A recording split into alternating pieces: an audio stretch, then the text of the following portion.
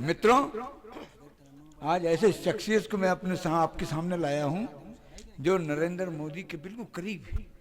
क्या कह, इनकी बनाई हुई सीडी, इनके बनाए हुए इवेंट्स मोदी जी के मंत्रालय में पुरस्कार के लिए पेश किए गए हैं। ये मेरे केवल, मैं इनको कुछ नहीं दे सकता, मेरे अनुरोध पर आए हैं सिद्धेश्वर सिद्धू। सही बता रहा हूं आपसे। इसलिए कहना चाहता हूं, ये कौमी एकता का मुशायरा, बहुत पंक्तियां पढ़ी गई, मेरी पंक्तियां सुन के देखिए आप। तो वैसे तो हर शख्स में ईमान होना चाहिए, वैसे तो हर शख्स में ईमान होना चाहिए। अगर आ जाए ईमान तो उसे इंसान होना चाहिए। अरे हो जहां शिव की अजाने और खुदा की आरती, वो इबादत गाह हिंदुस्तान होना। वाह वाह वाह वाह वाह वाह, बहुत अच्छे भाई रत्नाकर जी। वो इबादत गाह हिंदुस्तान होना चाहिए। भैया हंसने के लिए कहीं जाना नहीं पड़ता। ये हास्य का बहुत बड़ा चितेरा है, बहुत बड़ा कटोरा है। ये छोटा कटोरा मत समझना, इसमें नहीं तुम खीर के साथ में क्या बोलते जहर भी डाल दो, वाह नहीं है। खीर के साथ खीर ही खानी पड़ेगी, ऐसा कटोरा है ये, साहित्य का कटोरा है। हाथ क्या कहना चाहता हूं एक बात इसके लिए कि एक बार इनकी पत्नी ने इनसे कहा, ए जी सुनो, अगर मैं किताब होती तो तुम मुझे दिन रात देखते रहते, मुझे दिन रात पढ़ते रहते, मुझे दिन रात देखते रहते, दिन रात पढ़ते रहते। सिद्धू जी बोले, परमेश्वरी अगर तू कैलेंडर होती तो मैं हर साल बदलते रहता। क्या कहने तुम्हें हर साल बदलते रहता। मित्रों आइए, ऐसे सिद्धेश्वर सिद्धू को मैं नमन करता हूं, उसकी प्रतिभा को प्रणाम करता हूं और उसे आपके समक्ष जोरदार तालियां बजा। क्या कहने भाई, वाह वाह वाह, सिद्धेश्वर सिद्धू बहुत अच्छे भाई रत्नाकर साहब। मैं कोई बड़ा नहीं हूँ और मैं इनका आशीर्वाद बना हुआ है रत्न जी का। ये मेरे बहुत पुराने, इनका मेरे पे कृपा है। ये सारी बातें फॉर्मेलिटी की है, कोई बड़ा नहीं है, सब जिसका काम निकल जाए वो बड़ा है यार। क्या मैडम, इतनी दूर से आया हूँ, उदयपुर से 36 घंटे लगते हैं उदयपुर से यहाँ पहुँचने में। सबसे पहले मैं आपको 4 पंक्तियां देना चाहता हूं। वो तो इसलिए देना चाहता हूं कि जिस आयोजन के लिए मैं आया हूं, मेरी ड्यूटी बनती है। आप जब ये सारा स्टार्टिंग का जो कार्यक्रम चल रहा था और आप सब जो यहाँ पे म्यूजिक ट्रैक के साथ में गाना गा रहे थे, तब आपकी आंखें भर आई थी। मैंने भी ऐसा कुछ लिखा है जो मैं मंच पे नहीं पढ़ता, लेकिन आज मंच पे पढ़ने का दुस्साहस करता हूँ कि क्या बस लबों पर तेरा फसाना है, बस लबों पर तेरा फसाना है। ये गजल गीत तो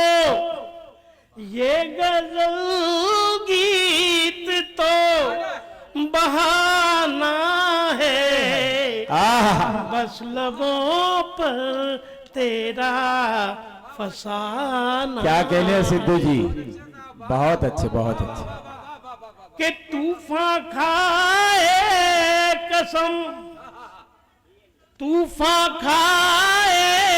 कसम ना थमने की, तूफान खाए कसम ना थमने की,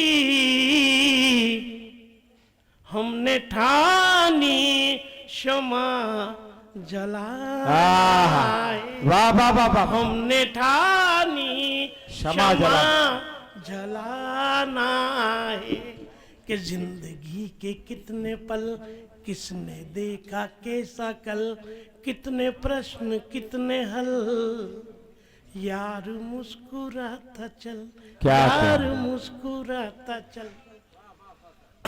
ये करना सब कुछ जरूरी था। अब मैं अपनी औकात पे आ जाऊं तो ठीक रहे। हाँ बिल्कुल आ जाए। अभी आयोजन में आया, देखा मैंने यहाँ के बच्चे कितने डेवलप्ड बच्चे हैं, कितने विकासशील बच्चे हैं। 12 साल का बच्चा मुस्तफा दिल टूटने की बात करता है। क्या कहने भाई। मतलब मैं देख रहा हूं कि यार, मतलब इस एरिया के बच्चे कितने डेवलप है। साला हम तो 18 साल में ही नहीं समझे थे वाह, कि ये दिल टूटना क्या होता है। अभी से दिल टूट रहा बहुत अच्छे भाई। है। क्या बात। हाँ। यार देख यार, तुम मेरे को यार डिस्टर्ब मत करियो यार, टेंशन देते हैं यार। अटेंशन कर रही हूँ। हाँ, मेरे लिए बचा देना और इन सबको रोक दो चाय। अरे बिल्कुल, ये नहीं रहेंगे तो वो वाला लो। अरे वो चाय, अब यार देखो, अब मैं आपसे ये कह रहा हूँ, आज सुबह ट्रेन में आ रहा था, अभी ये मेरी तारीफ कर रहे थे कि नाम माना कि बहुत मेरा नाम हो गया, माना कि बहुत मेरा नाम हो गया, पर मैं ट्रेन की चाय की तरह बदनाम हो गया। क्या कहने। अभी ये संजीव जी तिवारी आए थे, सब त्यागी साहब, शुरू में वीर रस की बातें, खादी कर दूंगा ना, वो कर दूंगा ना, क्या हो रहा, मैंने कहा क्या गजब कर। एक बार ये मेरे साथ में कवि सम्मेलन में थे गाजियाबाद में, देखो दरबार सो रहे, बिस्तर लगवा दूं? नहीं कुछ नहीं। हाँ नहीं, हाँ आप पधार जाओ, आप भी पधार जाओ। हमने क्या है कि कवि सम्मेलन थोड़ा जल्दी चालू कर दिया, आप ही थोड़े, आप तो टाइम पे ही है, बिस्तर लगवा दूंगा, आप चिंता मत करो, और सुबह भी यहीं सो जाना, धूप निकले तब तक। क्या कहने भाई। तो ये संजीव तिवारी, ये संजीव जी त्यागी वहां मेरे साथ गाजियाबाद कवि सम्मेलन में थे, तो बहुत जोश आ रहा था इनको, देश बदल दूंगा, दुनिया बदल दूंगा। भाभी जी साथ में थे, खड़े हो गए कि 15 दिन से चड्डी बनियान नहीं बदले। क्या कहने सिद्धू जी, देश बदलने की बात। देश बदल देंगे। बहुत अच्छे भाई, बहुत अच्छे। क्या कहने भाई। रत्नाकर जी, रतन, मैं सबका परे देखो यार, देखो चाय वाले की बात भी करूंगा यार। देखो एक बात बताऊं, ये देश ऐसा देश है जो जनमत के बल पर, जनता के बल पर एक चाय वाले को प्रधानमंत्री बना सकता है, और तत्कालीन प्रधानमंत्री की हालत ट्रेन में मिलने वाली चाय जैसी कर सकता है। ये जनमत है इनके। तालियां बजा दे दोस्तों सिद्धू जी के लिए। बाबा बाबा। साथ में एक जने को मैं नंबर पे लू नहीं यार। रतन जी, भाभी जी गा रही थी, प्रेम रतन धन पायो, और इनके भी प्रेम ज्यादा ही उमड़ रहा, जाग रहे। आज देखो बाल काले करा के आए। मैंने कहा रतन जी आज क्यों कराए, कि आज थोड़ी भीड़ ज्यादा होगी, कोई मामला सेट हो जाए तो। क्या अरमान जिंदा है इनके दिल में, अब पता नहीं कौन से अरमान बाकी रह गया जो आज ही बाल काले कराए। अब देखो हमारे इस मंच पे बहुत बड़े कवि बैठे हुए हैं, देखो उन्होंने, सर ने तरन्नुम में भी मैंने अच्छी रचना पढ़ी, और बहुत बढ़िया रचनाएं पढ़ी आपने भी, और सबने पढ़ी। सबके तो नाम मेरे को मालूम नहीं है, इसलिए याद भी नहीं रहे, क्योंकि मैं इनके लिए नया हूं, इसलिए मेरे को भीड़ में नहीं उठाया और क्रीम में उठाया। तब तक दूध था, मेरे लिए इन्होंने मक्खन छोड़ा। ये मतलब क्या कहते हैं, शेखावत जी की बड़ी मेहरबानी। और क्योंकि स्पेशल वाला माल बाद में बिकता है, चालू ये है कि आपने मेरे को 8वें नंबर पर उठाया है, भगवान आपको पहले नंबर पे उठाए।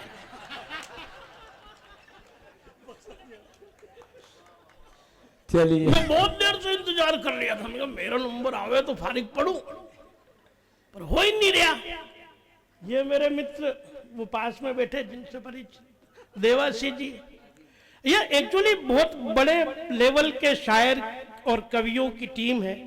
मैं शुक्रगुजार हूं, मेरे को एक मंच के एक सबसे निचले वाले सीढ़ी पर बैठा हुआ हास्य का उपासक विद्यार्थी में कवि मुझे भी मौका दिया। इतने बड़े शायर ये आए, इन्होंने फिल्मों में भी काम किया है। आपने किसी ने सिंघम पिक्चर देखी? सिंघम, सिंघम पिक्चर में इनका रोल था, जो बोरी में बंद लाश मिलती है ना,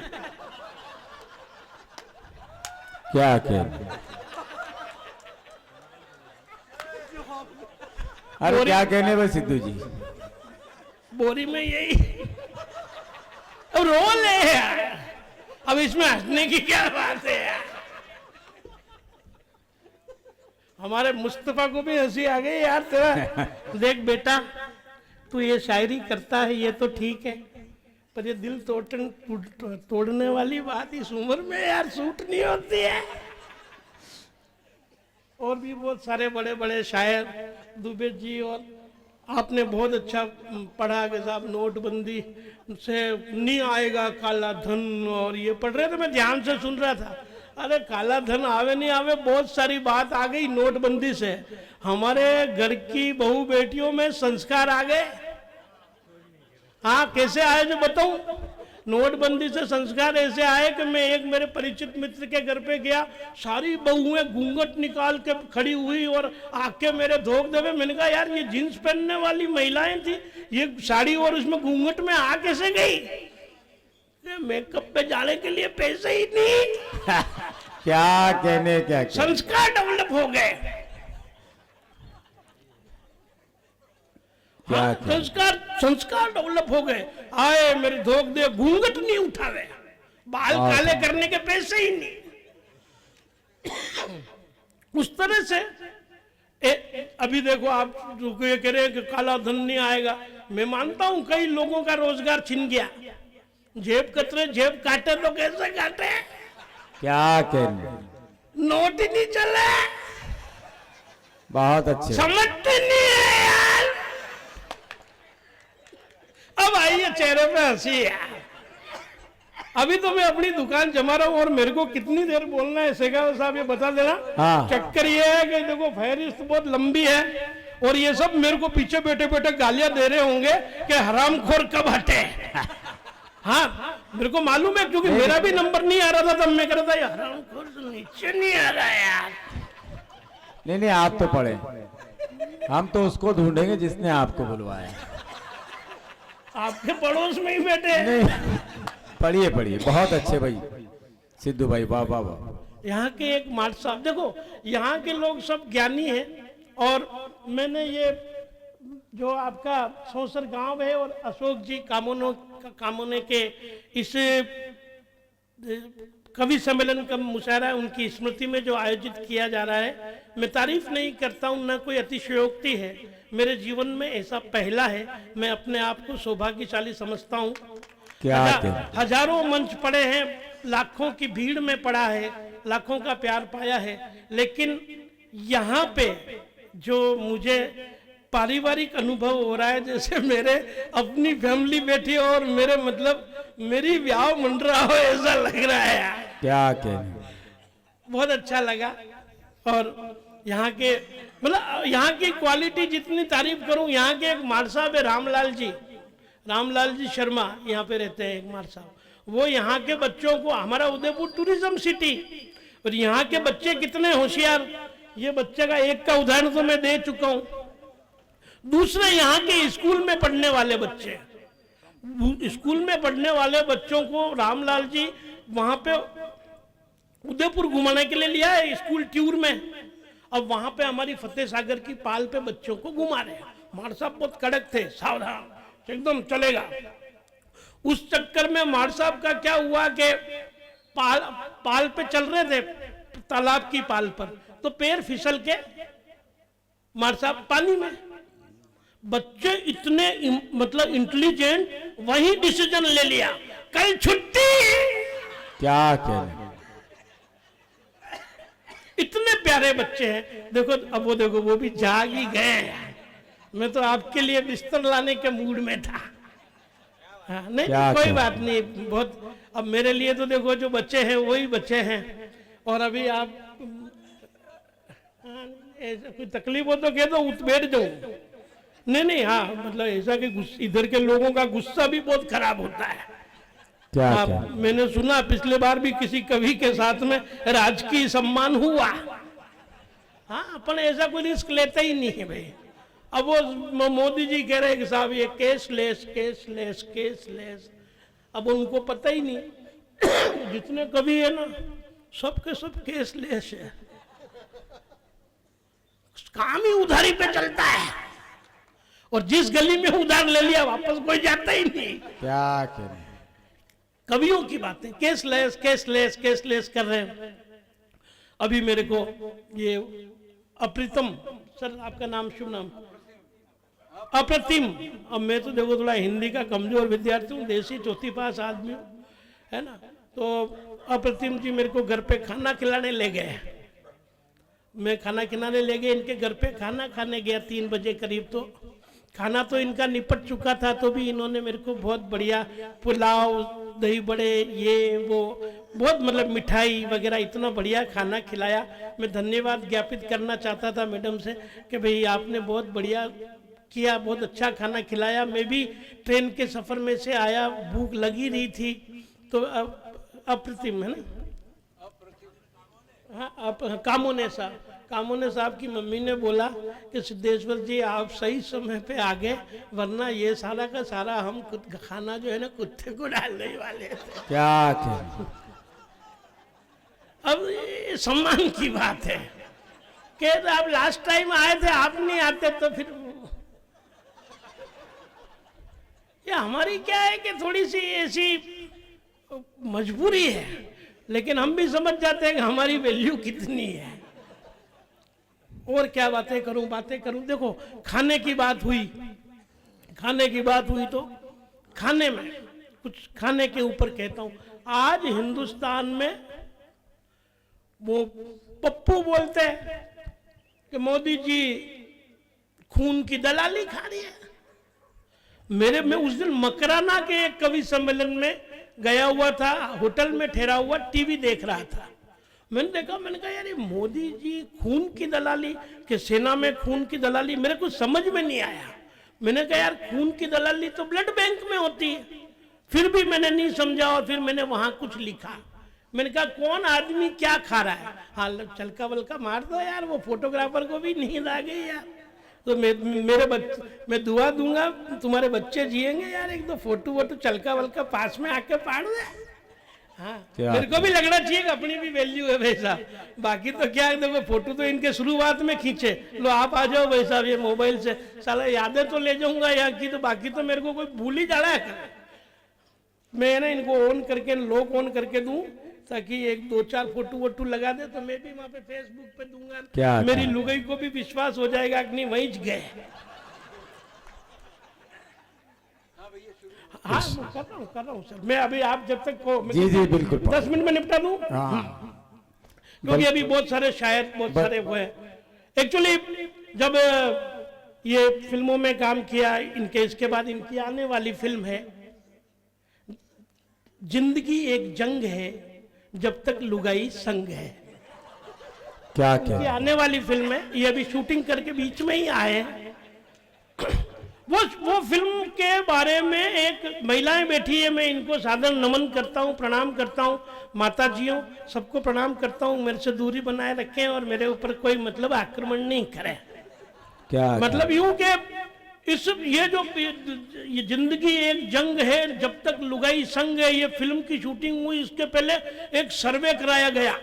सर्वे में ये बताया गया साहब महिलाओं का सर्वे अलग होगा, पुरुष का सर्वे अलग होगा। पुरुष का मुझे मिला, मैं पुरुषों में यहाँ पे भी आके गया था, कई देश के कई इलाकों में घुमा, तो मुझे सर्वे में पता लगा कि देश के 50% पुरुष अपनी महिलाओं से, पत्नियों से दुखी है। क्या और बाकी के 50% लुगाई के डर से हिस्से ही नहीं लिया सर्वे में। हंसना नहीं, मैं एक बात बता रहा हूं अंकल, आपको विश्वास नहीं होगा। ये महिलाओं का जो मामला इनके हिस्से में आया, मेरे को दिया इन्होंने, जाके सर्वे करके आया। मैं कई महिलाओं से मिला, एक ही सवाल था, आप अपने पति के बारे में क्या सोचती हैं? एक सिंपल सा सवाल कि आप अपने पति के बारे में क्या सोचती है? कोई लक्षण नहीं है, कोई लक्षण नहीं है, कोई लक्षण नहीं है। पत्नियां अक्सर पति के बारे में यही सोचती है। लेकिन क्योंकि ये भाषा का दुर्भाग्य मेरा कि मेरी वो जो राजस्थानी भाषा का टोन था वो समझ में नहीं आया आपको। बाकी हर एक की पत्नी यही कहती, खींच लो भले, कोई मेरे कोई एक्स्ट्रा पैसे नहीं ले रहे हो। तो मैं सुनाना चाहता हूं अब आपको कविता खाने के नाम पर। फिर अच्छे दिन की बात होगी तो अच्छे दिन की भी सुना दूं। पहले अच्छे दिन सुनाऊं या खाने की बात पे सुनाऊं? आप बताओ, मैं आप जैसा है। मैं एक अच्छे दिन पे कविता सुनाता हूं, बहुत बढ़िया। मैं मोदी जी ने के ऊपर मैंने एक गीत लिखा, चाय वाला आया है चाय वाला। वो करीब YouTube पे 15 लाख लोगों ने लाइक किया और पीएमओ से बुलावा आया, कुछ DVD वगैरह भेजनी थी तो मैंने दूसरे आदमी को भेजा, मुझे यहाँ आना था। लेकिन मैं आपको एक बात बताना चाहता हूँ कि मैंने मोदी जी के पक्ष में कुछ लिखा है तो मैं तो कवि हूँ, जो देखता हूँ वो लिखता हूँ। मैं ऐसा नहीं है कि मैं उनकी कोई आरती करता हूँ। मैं कहना चाहता हूँ, एक बार दिल्ली जाना हुआ, दिल्ली के लाल किले पर मैंने देखा एक भिखारी पार्टी का झंडा लगाकर भीख मांग रहा कि इसके नाम पर 2 रुपया दे दो बाबा, इसके नाम पे 5 रुपया दे दो बाबा, इस पार्टी के नाम पे 1 रुपया दे दो बाबा। मैं उसके पास गया, मैंने कहा, मुझे बड़ा अचरज हुआ। मैं गया, मैंने कहा, भाई तुम इस पार्टी के नाम पर क्यों भीख मांग रहे हो, क्यों मांग रहे हो, ऐसा क्यों कर रहे हो? उसने फिर अपनी जो कथा सुनाई तो मेरी भी आंखें भर आई यार। मैंने कहा कि उसने कहा कि गांव में रिश्तेदार ने जमीन हथियाई थी, एमएलए ने मुझे नौकरी की राह दिखाई थी, न तो नौकरी मिला न न्याय, शुरू हो गया भीख मांगने का अध्याय। उसी समय एक पार्टी का झंडा देखकर एक महिला आई, उसने उस भिखारी को 100 रुपए की नोट थमाई। भिखारी मुस्कुराने लगा, उठकर जाने लगा।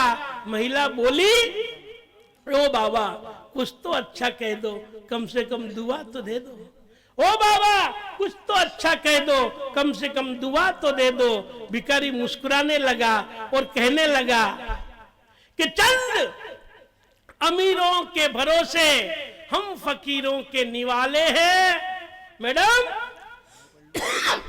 चंद अमीरों के भरोसे हम फकीरों के निवाले हैं, पर तू फिक्र मत कर, अच्छे दिन आने वाले हैं, अच्छे दिन आने वाले हैं, अच्छे दिन आने वाले हैं। इस मुद्दे देश में अल्लाह था, साथ में पंडित मुल्ला था, बापू का खाली गल्ला था, पर आज जुबां पे ताले हैं।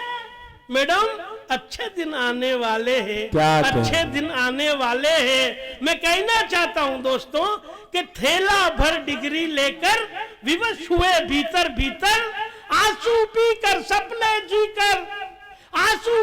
सपने जीकर, खुद को खुद दिलासा देकर शिक्षित जो बैठे ठाले हैं। बहनों भाइयों, अच्छे दिन आने वाले हैं, अच्छे दिन आने वाले हैं। एक सांपनाथ एक नागनाथ, कौरव पांडव है साथ साथ, शकुनी हो गया धृतराष्ट्र, जैसे जी जातियों साले हैं।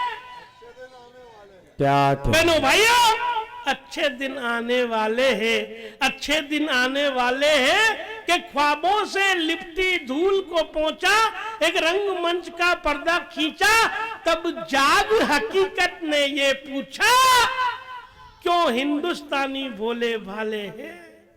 अच्छे दिन आने वाले हैं, अच्छे दिन आने वाले। कविता खत्म, ताली बजा दो यार, पुरजोर तालियां बजा दें दोस्तों। बस आपकी मर्जी हो तो एक और सुना दूं। हाँ देखो, वो एक ही आदमी मेरा फैन है यार, बाकी आप तो सब यूं देख रहे हो जैसे मेरे को ऐसा लग रहा है जैसे कोई गमले रखे हुए हैं। वो आदमी सबसे जागरूक आदमी, देखो ताली बजाओ यार एक बार, ये देखो। अब आप तो बजा ही नहीं रहे यार, मैं आप इनको चढ़ा के आपसे बजवाना चाह रहे हैं एक्चुअली। एक कविता खाने के नाम पर, संक्षिप्त में कहूंगा, ज्यादा लंबी चौड़ी बात नहीं और कोई भूमिका नहीं, कौन क्या खा रहा है ये बस ध्यान दे मेरी बात को। टाइम पास लोग नेट का डाटा खा रही है। अब कौन कौन क्या क्या खा रहा है देखो, वो भाई साहब देखो लगे हुए हैं नेट पे, रात को 1 बजे जिस फ्रेंड को जानते ही नहीं, जिस शबनम शर्मा को जानते ही नहीं, उससे रिस्क लड़ाते हैं आपस। मतलब इस नेट की ऐसी की स्थितियां ऐसी हो गई कि हम जिस एक अनजान सी दुनिया में ख्वाबों में जी रहे हैं। क्या क्या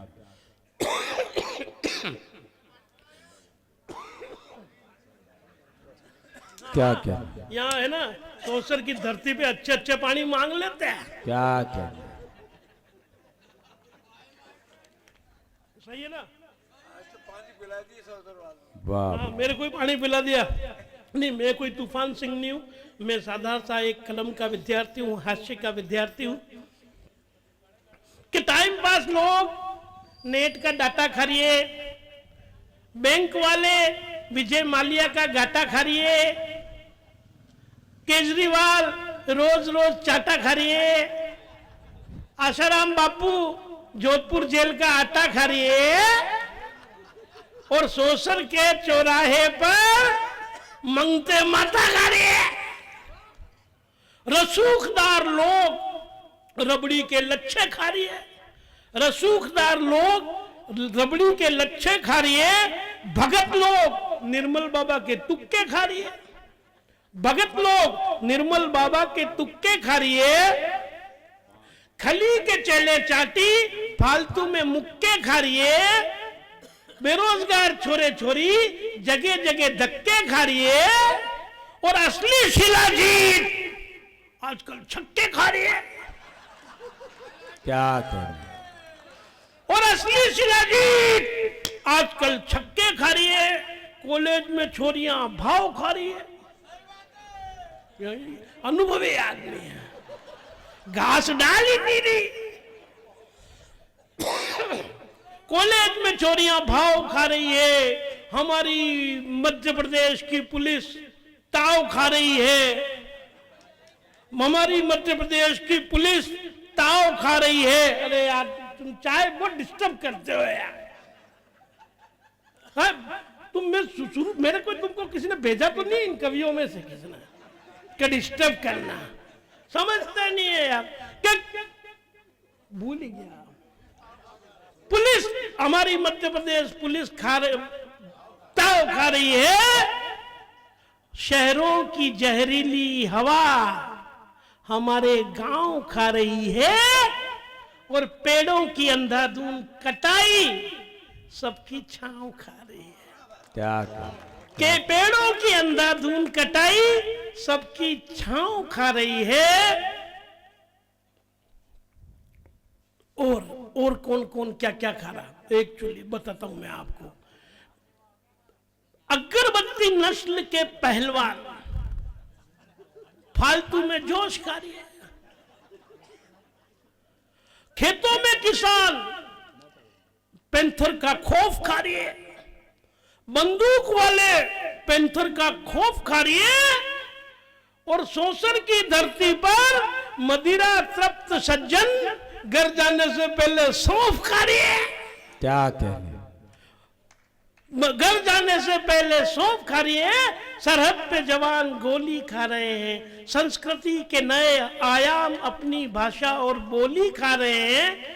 संस्कृति के नए आयाम अपनी भाषा और बोली खा रहे हैं। देश की 1.25 अरब की जनसंख्या नमक के साथ आयोडीन खा रही है। और हमारे गौ माता की मजबूरी को देखो, पॉलीथीन खा रही है, पॉलीथीन खा रही है, पॉलीथीन खा रही है। आज कुछ प्रतिबंध है, समय की सीमा है, बाकी मसाला तो खूब है। मैं इसलिए आपको ये कह रहा हूँ कि मेरे को, ताकि ये मैडम अगली बार भी बुलावे यार, इसलिए कह रहा हूँ कि खूब मसाला है मैडम, अगले साल फिर बुलाना। मैं अगले साल तारीख का इंतजार करूँगा, 12 तारीख। मैं वो सोचता हूँ आप 1 महीने पहले टेलीफोन कर ही दोगे, इसी आशा के साथ। Thank you.